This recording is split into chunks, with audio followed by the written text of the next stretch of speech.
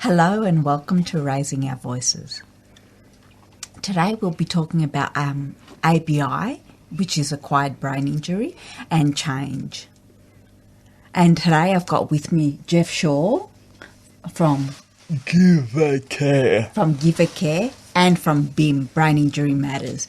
And we've also got Peta Ferguson, who's the president of Brain Injury Matters. Hi. Hi.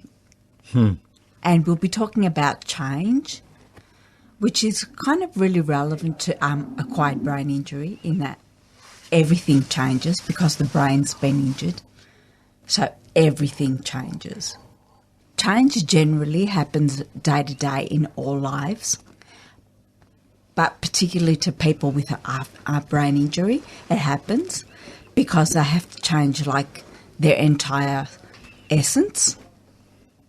If you guys disagree with me, please forward your opinion. I agree. Cool. Many people experience change in their lives, but with a brain injury, in particular, changes it can happen to their personality or their physical being, different parts of their body generally, and it can be specific to the brain, which means intellectually. Although I haven't experienced or met anybody with any experience of that. Cognitively, they experience, a lot of people experience cognition problems, but not intellectual. But what does cognition problems mean? Cognition, to my mind, it means translating the messages one gets to one's brain in a different fashion. But I don't know whether that's a correct definition, but that's my mind. Okay, fair enough. Now, acquired brain injury generally is a trauma to the brain after birth. So people with an acquired brain injury have two histories, two chapters in life, perhaps. It's one way to think about it anyway. So the chapter that they're in after the brain injury is chapter 2 of a multi-volume book, I suppose. On dealing with change. And chapter 2 is generally a gradual ascension. It's not all doom and gloom. No, it isn't. And I think that's important to let people know too, that it's just a change, nothing too drastic or traumatic. I'd like to begin by asking my guests to explain what brain injury has meant to them. Peter? Oh, well, for me, it's been a challenge. Brain injury should be called challenge in brackets. I first acquired my brain injury 30-odd years ago, so I have reached some kind of a plateau now, but not totally, of course. But everything is a challenge, and what's okay for a so-called normal person is perhaps difficult for me to achieve, and consequently I'm really pleased when I overcome the obstacle. Thank you, Peter. That was really good. Jeff, do you have an opinion? Well, I had a stroke about 10 years ago. I really like it. I get plenty of peace and quiet because no one would talk to me.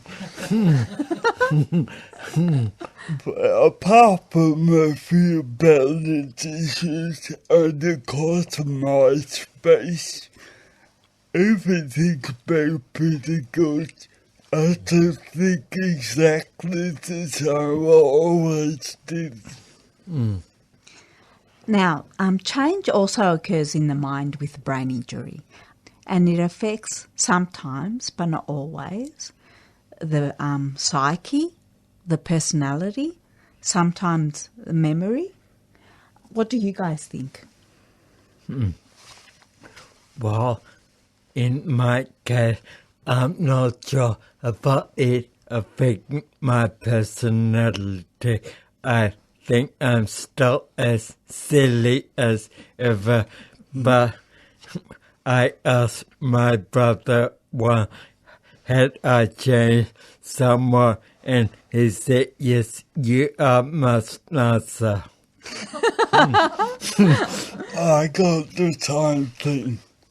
It's only because I can't quickly be a smart ass and come up with something off the cuff. Gee, that's really interesting. I copped the exact opposite of that, actually. Because, funnily, with me, well, it hasn't so far. I don't know what it will, though. I don't have a problem with coming up with the smart-ass responses that I used to come up with. Surprise, surprise. Jeff? Once a smart-ass, always a smart-ass? Always. I can't help myself.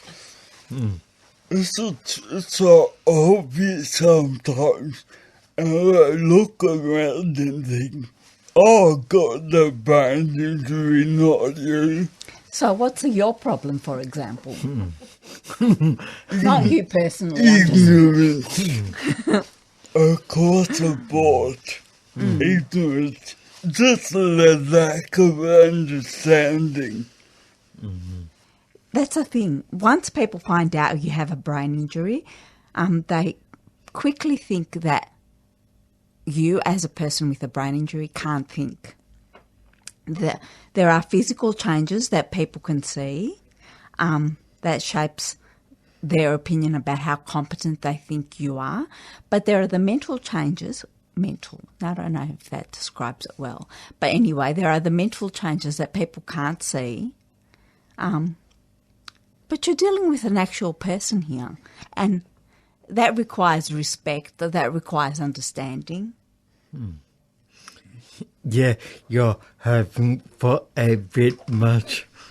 So, for some people, yes. Jeff, your opinion? I've got a theory where I think that people after a brain injury just lose abilities, like parts of abilities. So like speaking, say there's 10 blocks, maybe you're missing 5 of them, but you can still talk fine, and you can still think fine. Like balance, maybe you're missing a bit of balance, but that's we all have taken perfectly the time as we always was. We're just having trouble with a few aspects of the way we now move and think. People think that once you, with an ABI, have an ABI, you can't think, basically. The physical changes people can see, but it's the mental ones that they can't see that really kind of stumps them. How have you found this, Peter? Let me think. It's such a huge issue. I take it for granted now that people treat me just by the physical changes they see. I have done a few positive things, and other people are really shocked and amazed by this. They automatically think that I don't like using the word I'm a retard. And it's very demoralizing. But on the other hand, the only way is up. Jeff? Well, I have a theory. I had a lot of work done on my house at Christmas time. A big renovation. Out of every tradesman who came, not mine did a good job. I think they think that we might not it anymore. Well, we don't say anything, so why would we? But because of our space we can't talk, and because of our brain injury, what we can think about, it takes a lot longer to get work through it. So when you finally work out it's a bit of a crappy job, the tradesmen have long gone home and there's no one to tell. So Yet I identify with that. I recently had my front fence rebuilt, and the guy did such a lousy job because he thought he was dealing with a half-wit, and I admit I was a half-wit in rolling over and taking all the rubbish he dished out. that's without right. I was going to take him to VCAT, but I couldn't be bugger, so I've got the most expensive front fence in the world. That's a bit of bad like that. I worked at a carpenter for 25 years before my stroke, so I know exactly what a good job looks like. And it also kind of forced me to go back and remember exactly how to do it.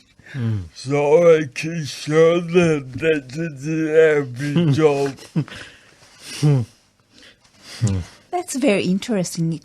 Something different comes to mind. Well, not different. But do you think we tolerate a lot more too now? Yes. From the able-bodied society? Yes, I agree. Do you think that would be like tolerating discrimination as well? Yes. Yeah. You're listening to Raising Our Voices on 3CR. Now we'll talk about the possible positive changes that have happened with ABI. Jeff? Well, I reckon you get lots of peace and quiet. Probably because you don't have many people around you at any particular time. And what I say isn't particularly exciting. No, it isn't. Peter? The positive change I've experienced is a huge growth in my tolerance. That's a good way of describing things. tolerance for idiocy. I experience it on a daily basis, so I become immune to it. That's violently positive. Yeah. I got one more. I still drive a motor car, so traffic every morning I don't have to be in it. I suppose so. You drive. Sorry, was this difficult? Now I reckon easy, but the only thing was being afraid. What's the word? Concentrating constantly and not moving concentration. A bit difficult. I suppose so. But the whole driving experience just absolutely kind of kills me. Well, you might can wonder. Oh, look at that thing over there. I wonder what I'm driving. Got to keep my memory on the, like, there are other people on the road. Focus. Anything else? About 5 years ago now, I started the service provider under the NDIS to help people like me, people who have disabilities. The old way of service providers used to think they owned you.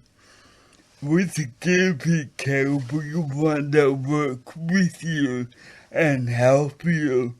And it's completely different how it used to be. You can Google Giving Care and see my story. Thanks, Jeff. And we'll make sure to Google that now. Now, another thing, well, once you have an ABI, you obviously change. But how do you, and you try and cope with life and society the way it is, but how do you think that society tries to cope with you in this world? Peter? Well, I think they do a really lousy job of coping. I'm, of course, generalizing, but a lot of people think it's us versus them, and they forget that I'm a human being just like them.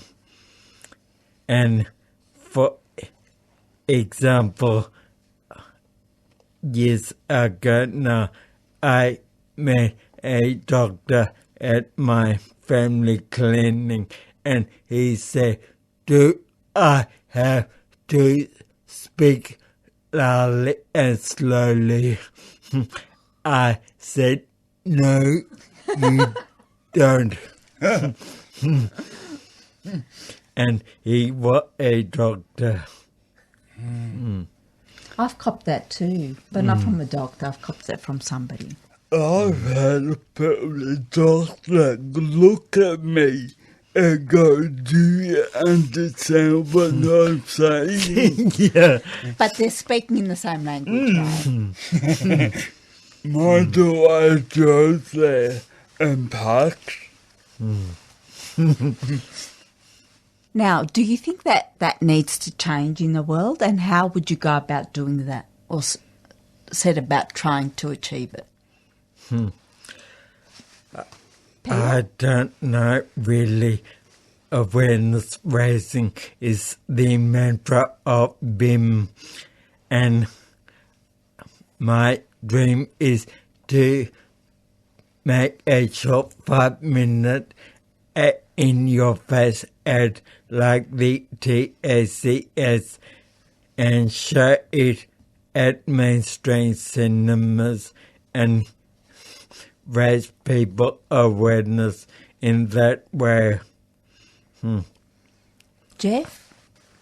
I was going to say something and I forget now. Is that I have such an impact Okay. on you. My biggest problem is people think because I got the brain injury, it affects how I think.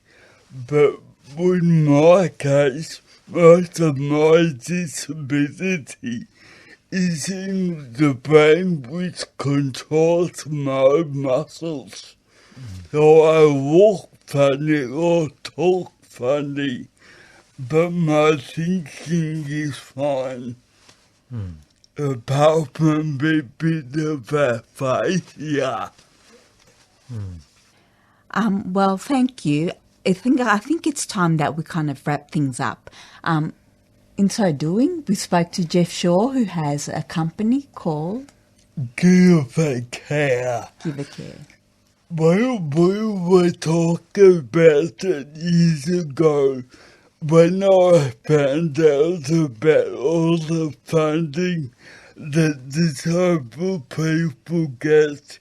I said someone should give a shit, but no one seemed to, so I started Give a Care. Which should be Give a Shit. Well, But we I need don't to be diplomatic think about that things. will register that name. I'd also like to thank Peter from BIM. Thank you very much.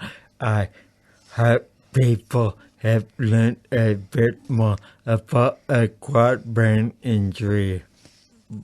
For BIM, you can either ring on 93697222 or email office@braininjurymatters.org.